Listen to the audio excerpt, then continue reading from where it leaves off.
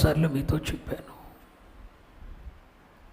ఇశ్రాయేలు ప్రజల మధ్య అన్ని అద్భుతాలు, అన్ని ఆశ్చర్యకార్యాలు జరగటానికి గల కారణం ఏంటి తెలుసా? వారు యెహోవా యందు నమ్మిక ఉంచారు. ఆయన ప్రవక్త అయిన మోషే యందును నమ్మిక ఉంచారు. అంటే దేవుని యందు ఎంత నమ్మిక ఉంచారో ఆయన ప్రవక్త అయిన మోషే యందు కూడా నమ్మిక ఉంచారు. ప్రవక్తలను నమ్ముకున్నవాడు ఎవడో పాడవలేదండి. ప్రవక్తలను కాదనుకొని ముందుకెళ్ళిన వాడు ఎవడో బాగుపడలేదండి. ఒక సందేహం ఏంటో తెలుసా? ఆ ప్రవక్తల పరిచర్య ఇప్పుడుందా? కొత్త నిబంధన గ్రంథంలో కూడా ప్రవక్తల పరిచర్య ఉందా అంటే నువ్వేం సమాధానం చెప్తావు? ఎఫెసీ పత్రిక 4వ అధ్యాయంలో 13వ వచనంలో సంఘము క్షేమాభివృద్ధి పొందినట్లు దేవుడు కొందరిని అపోస్తలుగాను, కొందరిని ప్రవక్తలుగాను, కొందరిని సువార్థికులుగాను, మరికొందరిని కాపరులుగాను, మరికొందరిని. అంటే కొత్త నిబంధన సంఘంలో కూడా ఎవరున్నారు? ప్రవక్తలు ఉన్నారు. సంఘము క్షేమాభివృద్ధి నొందటానికి కొందరు అపోస్తలులు అయితే మరికొందరు ప్రవక్తలు. కొంతమంది అవివేకులు ఉన్నారు. ప్రవక్తల పరిచర్య కొత్త నిబంధన సంఘంలో లేదు అని వాదించే, ప్రవక్తల పరిచర్య కొత్త నిబంధన సంఘంలో లేదు అని వాదించే కొంతమంది ఉన్నారు. వారికి దేవుడే తీర్పు తీరుస్తాడు. కానీ ఒకటి మాత్రం నిజం, పాత నిబంధనలో ఉన్న ప్రవక్తల పరిచర్య క్రొత్త నిబంధనలో కూడా ఉంది. పౌల అపోస్తలును గూర్చి అగబు అనే ఒక ప్రవక్త ప్రవచించాడు. నువ్వు యెరూషలేమునకు వెళ్తే ఇలాంటి శ్రమ నీకు కలగబోతుందని చెప్పాడు. అదే జరిగింది. అగబు అనే ప్రవక్త ప్రవచించాడు క్రొత్త నిబంధనలో కూడా.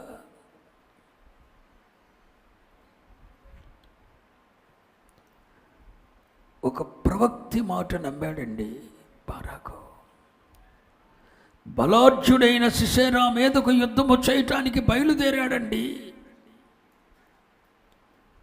900 ఇనుప రథములున్న బలాఢ్యుడైన సిసెరా మీదకు యుద్ధం చేయటానికి బయలుదేరాడు ఒక ప్రవక్తి మాట నమ్మి. దేవుడు అతనికి చెప్పండి సహాయము చేయవచ్చును. మీలో ఎంతమంది ప్రవక్తల ద్వారా పలుకుబడిన మాటను నమ్మి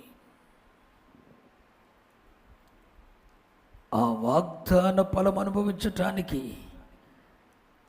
ఆ వైపు బయలుదేరిన మీతో ప్రవక్తల మాటను ఎప్పుడూ సిల్లీగా తీసుకోకూడదు, సింపుల్గా తీసుకోకూడదు.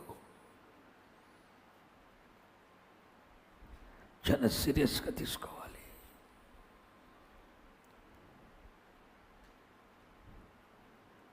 వారు నవ్వుతూ పలికిన మాటను కూడా నువ్వు సీరియస్గా తీసుకోవాలి.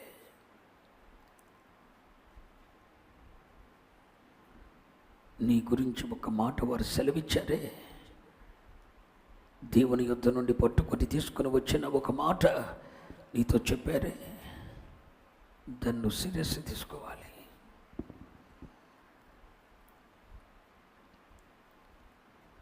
నీ పిల్లలను గూర్చి, నిన్ను గూర్చి తన ప్రవక్తల నోట దేవుడు దేన్ని ఉంచాడో దాన్ని నువ్వు సీరియస్గా తీసుకోవాలి. లేకపోతే నష్టపోతావు.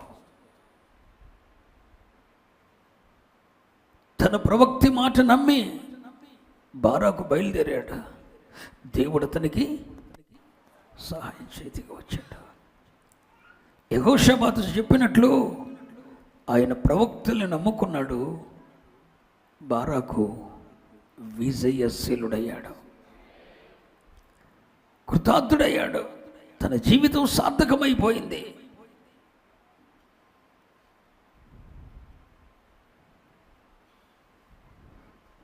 ఆహాబు రాజు ప్రవక్తలను నమ్మలేదు, ప్రవక్తలను చంపించాడు. అతని రక్తం కుక్కలు నాకాయి.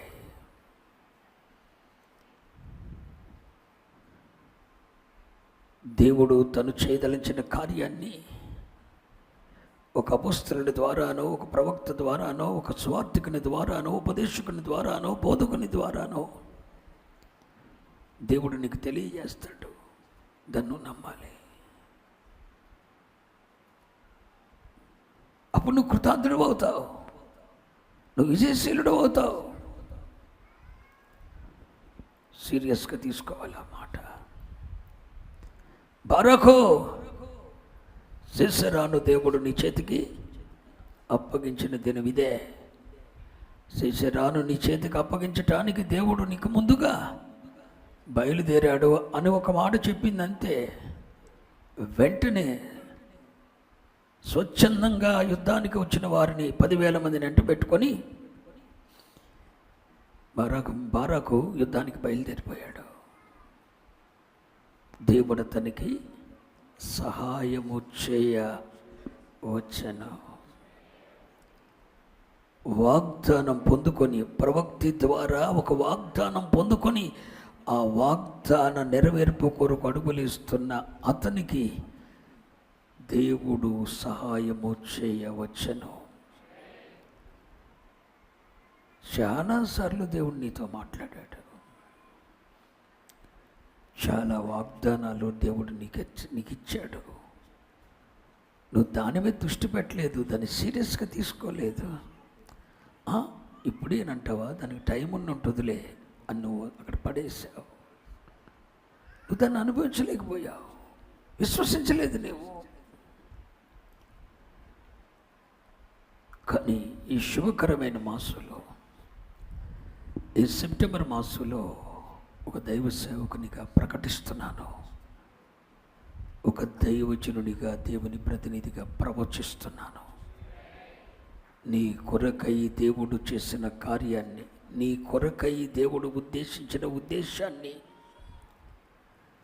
ఈ పరిచర్యల కొరకు దేవుడు ఉద్దేశమును సఫలీకృతము చేయటానికి, నీ ఎడల నా ఎడల ఈ పరిచర్య ఎడల దేవుని కొన్న సంకల్పం అంతా నెరవేర్చటానికి దేవుడు సహాయము చేయవచ్చును.